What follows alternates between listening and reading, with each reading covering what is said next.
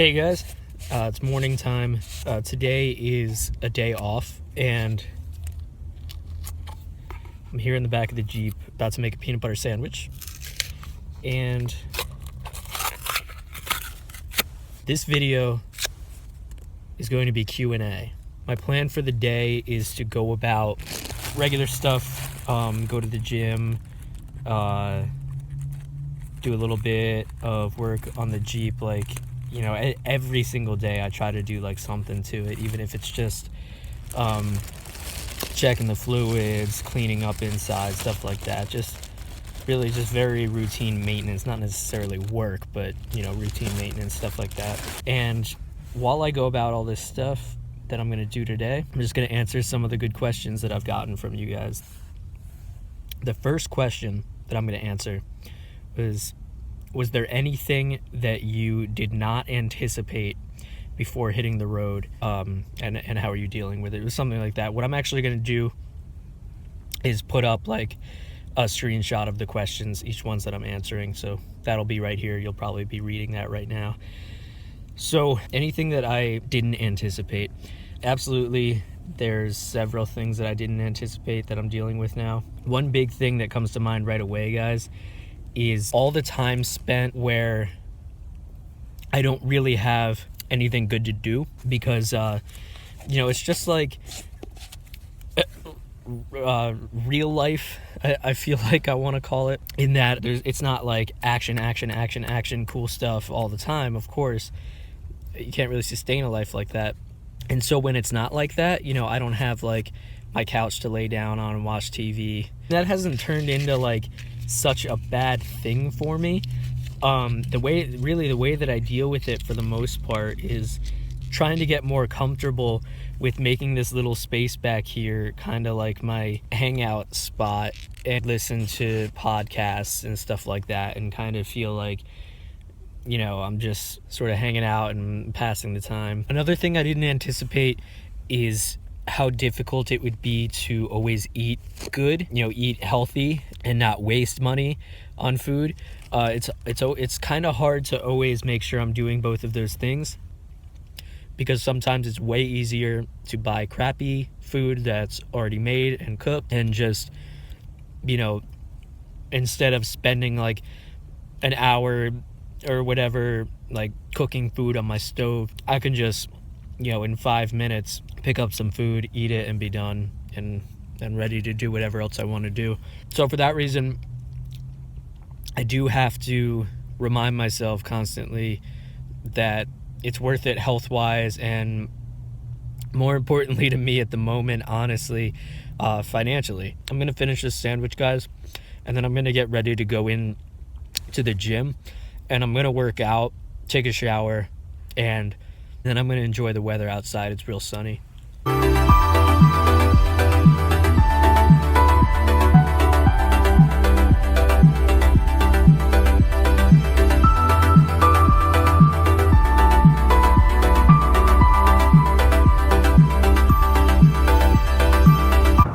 next question, guys, was have I had any trouble with people that I've ran into? Cops, bad people, thieves, anything like that? And the answer is absolutely not. I have only had great experiences with all the people that I've met, all the people I worked for, all the people that I volunteered with, and even just the strangers that I ran into on the street. Everybody has been great to me. I did actually get pulled over one time. Actually, I got pulled over twice. One time was with my buddy, and you guys saw that a long time ago. That was in Nashville, and that was fine. And I actually got pulled over in Texas when I was in the town where the music festival was, and that time was fine as well. The guy actually, he didn't even run my plates or my license or anything. He just wanted to let me know that my left tail light was out, and then he was like, what are you doing here from Pennsylvania? And I was actually 2 buildings away from the hotel I was staying at, so I explained to him that I was traveling and everything, and that I was staying at a hotel for the night because I had been sleeping in my Jeep for all of these weeks. And he was like, oh, that's really cool. He liked it. And he said, good luck with your travels and everything like that. So everything has been good like that. As far as sleeping in, you know, semi-sketchy places like parking lots and stuff like that, I've just had absolutely no trouble whatsoever so far anyway. All right, guys. Next question, gotten a few different times. Oh, crap. Continue on West Thomas Road for 3 miles. Continue on West Thomas Road. I had my towel drying out in the sun, and I just watched it fall off the Jeep. Good thing I caught it. Anyway, question number 2, guys. No, it's not question number 2, but the next question, guys, is, am I gonna trim my beard? What am I gonna do about my beard? I'll be completely honest with you guys.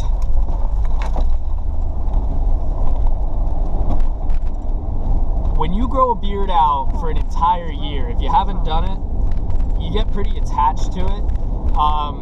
You get kind of weirded out by the idea of having a shaved face, and you get kind of protective of it, you know. And basically what I'm saying is there's no way I'm getting rid of it.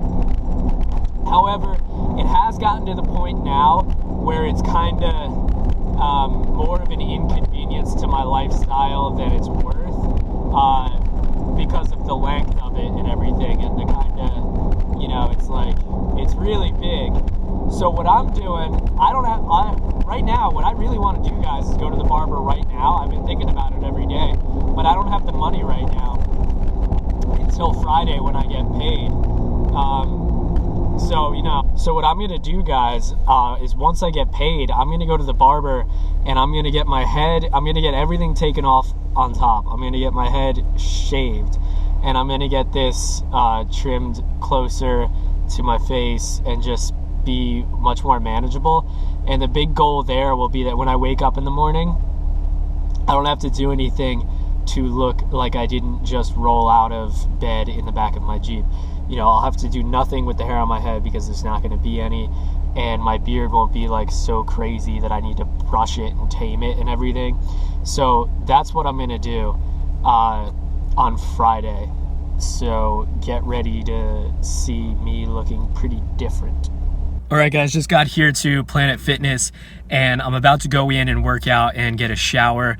The next question that I want to answer before I head in there kind of already made it pretty obvious, but I've received this question so many times, and I think it's something a lot of people wonder before they start to really look into this kind of lifestyle, and that's, where do I shower, where do I brush my teeth, where do I go to the bathroom, things like that.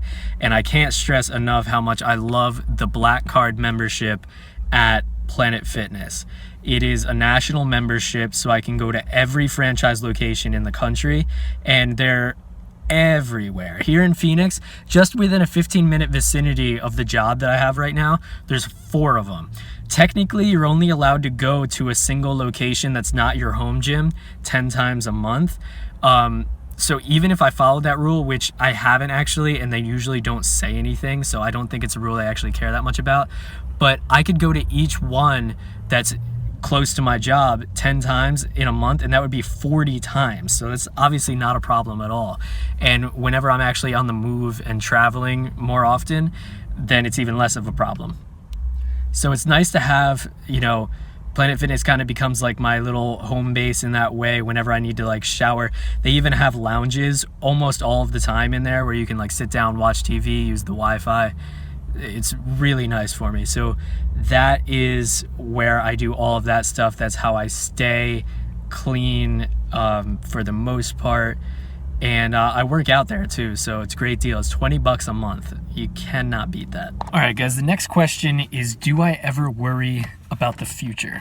Now, I was kind of excited to answer this question because there's a lot of components to it.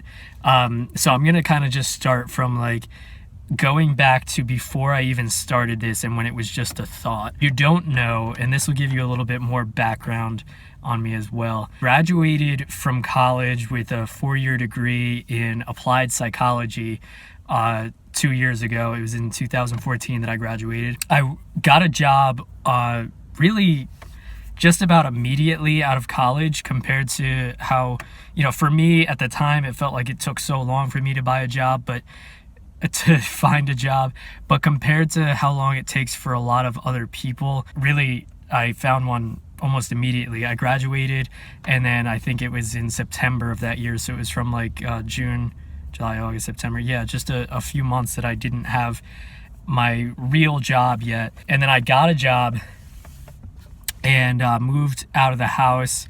I was living at my parents' house after for the end of college, for the last 2 years of college. And so I moved out, got my own place, and I was working and I was learning a whole bunch. I was excited about it. And, you know, so I was up here as far as like how I was feeling about my life and where I was going and everything. And then as I got, you know, like the honeymoon stage was over, like it was no longer so awesome that I had a real job, and I was no longer so excited about having my own place, and it all started to become extremely routine.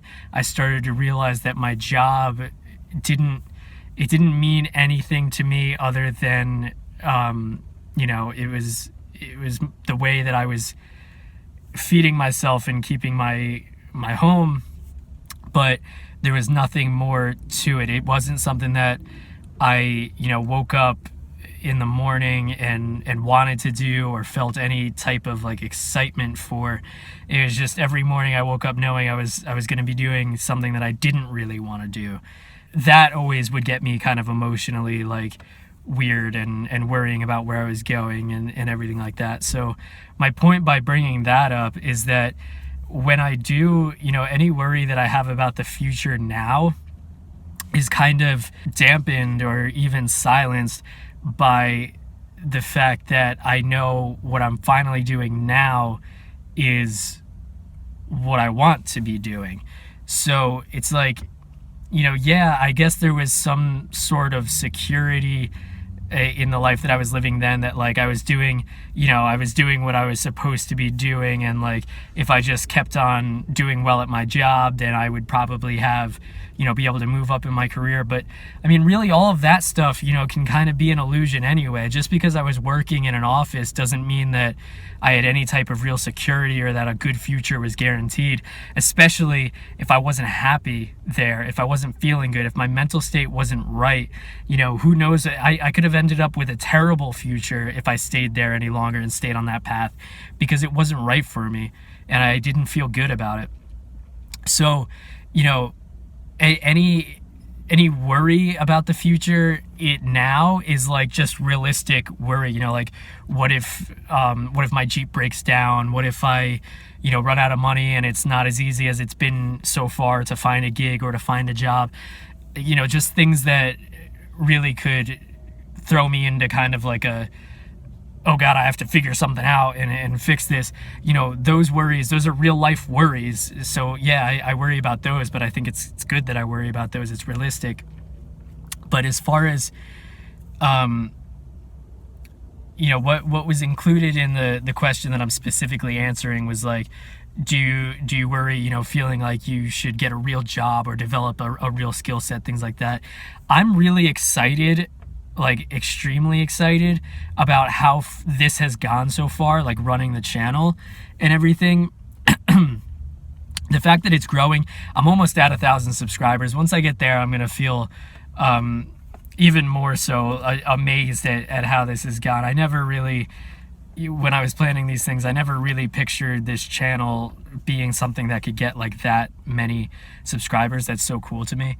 But yeah, I mean, I'm just excited about the future. I think the future is bright, and it makes me feel good to imagine, you know, where I could be a couple of months from now, a couple of years from now, things like that, on the track that I'm going, doing what I want to do. So no, I don't worry about the future. I'm excited for the future.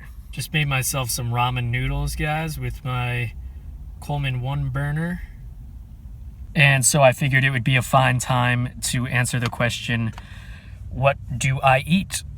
So I do eat a lot of things like ramen noodles, Chef Boyardee. I get a lot of canned food. I really like beans and like chili and stuff like that, so I can get that. And what's really easy about that, at first I was cooking it I was like heating up my beans and stuff like that every time I was eating it. But one of my subscribers made the suggestion, like, you know, it's going to be way easier and convenient for you to just eat it right out of the can, saves time. And so now if I am ever feeling like, oh man, I don't want to take out the burner and like take all that time to heat it up, like, you know, getting out of work after a 10-hour day, I'll just eat straight out of the can, go to bed. It's super easy. And so by getting like canned foods, the ramen noodles, stuff like that, I make sure that I can actually fill myself up, and I only spend, I can actually get enough to make it for a week on like 10 or 11 bucks if I go to the right place. I just recently started going to Dollar Trees, and when I went in and started like looking around, I was like, oh my gosh, I can't believe I haven't been in here this whole time. I got, you know, a pack of ramen for $1, a thing of peanut butter for $1, a bunch of cans of food for like $2. It was great. So I stocked up on that stuff. And so, yeah, you know, ramen noodles, it's like, I'm not trying to act like there's a whole bunch of nutrients or anything in them, but right now it is going to fill me up until I want to eat my dinner. And I've always loved ramen noodles ever since I was a kid, and my mom would make them for me. I never stopped liking them. So I mean, I know for a lot of people it's like, oh, ramen noodle, like, you know, I used to be eating ramen noodles every night, that's where I came from. I mean, for me, even if I did end up having a lot of money, I'm sure I'd still eat them. I like them. But yeah, that's mostly what I do for food. I don't have a cooler or anything to keep food cold. That's something that just like I originally was sure I was going to get and keep like cold drinks and, you know, like get meat and be able to have it for a day or whatever, have it around. It just never really fit in with like what ended up happening, you know, like how I was budgeting and all that stuff. It just didn't really make sense for me, but I do still plan on getting one because I definitely like the idea of having cold stuff. You know, all of my food is just kind of like, I'm either eating it at room temperature or I'm heating it up. And my water is like, I'll buy water cold, I'll buy like a gallon, and then, you know, pretty soon it's not cold anymore. I don't have any ice or anything like that. So that's definitely something that I will want to do. But that's basically, you know, the whole answer for food. I keep it simple and I keep it cheap. The next question, guys, is do I get lonely? Now, to tell you guys the truth, even when I was living back in PA, I lived alone in my apartment. I had like a small one-bedroom apartment. So I spent a lot of time alone even back then. I mean, I wouldn't really say I was like a loner because on the weekends, pretty much every single weekend, I would either have my friends come over to my apartment or I'd go to their houses and hang out. So it wasn't really like I was spending all of my time alone or anything, but I was comfortable being alone. And pretty much that's how I knew that this wouldn't be like a problem traveling alone. Or it's at least why I was confident that it wouldn't be a problem. And I would say at this point, it seems like I was right.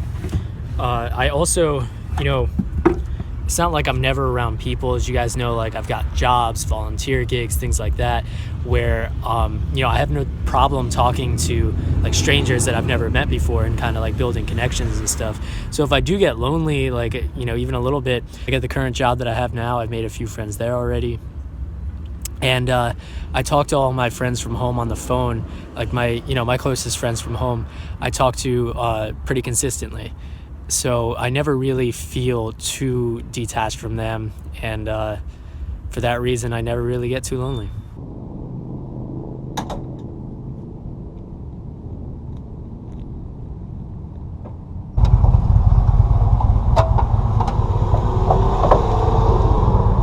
The last thing I want to talk about today, guys, is the Jeep.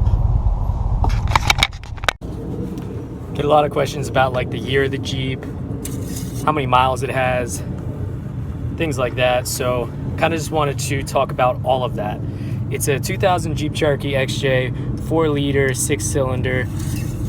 The cylinder head cracked I don't know, maybe a year or two ago, because it has a weak head. All of these, the 2000 and 2001 Cherokee XJs all have weak cylinder heads, so there's always that risk that it's going to crack. And I had no idea about any of that until my engine kind of like blew up, and there was thick white smoke coming out of like everywhere that smoke can come out of on your car. And so at that point, what I did was pretty much, I took it to a mechanic, because I tried like everything I knew. I tried to do everything I could, and I had no idea what was going on. So I took it to my local mechanic, and he figured out what it was, and we put in a remanufactured engine. So that was somewhat recently. So the transmission does have 214,000 miles on it, but this engine is actually pretty much fairly new still, even if it is remanufactured. And then I have a gold standard battery in here that works fantastic. I lifted it 3.5 inches and put 31-inch tires on it. They're Hercules AT2s. They've worked so well for me. I love those. I would say that's pretty much it, guys. I've had zero problems with this thing since I hit the road. It's amazing. Super thankful for that, for it, you know, staying so reliable and doing so well for me. And I'm gonna be, once I start getting paychecks from this job I got, I'm gonna be rewarding her for that awesome performance. So that is that's coming up in the future. And I want to thank you guys so much for watching my videos and you know, supporting me in all of the ways that you do. If you like this video, make sure you hit the thumbs up button at the bottom. That actually really helps me out here on YouTube. And you know, comment with any questions you have that you might want me to answer in the future, thoughts, general comments, whatever it is you guys got. And I will talk to you soon. And the last thing I want to do, actually, guys, before I conclude this video, is give the biggest of shout outs to my 4 patrons. They are my first patrons. I just started my Patreon page, and I have 4 guys who are absolutely amazing and decided to get behind me. I'm not going to let you guys down. I'm beyond thankful and amazed that you guys want to, you know, get behind this and support me. Daniel Nalazek, Douglas LaRue, Ken Nelson, and Randall Furline. You guys are awesome, and I really, really, really appreciate it.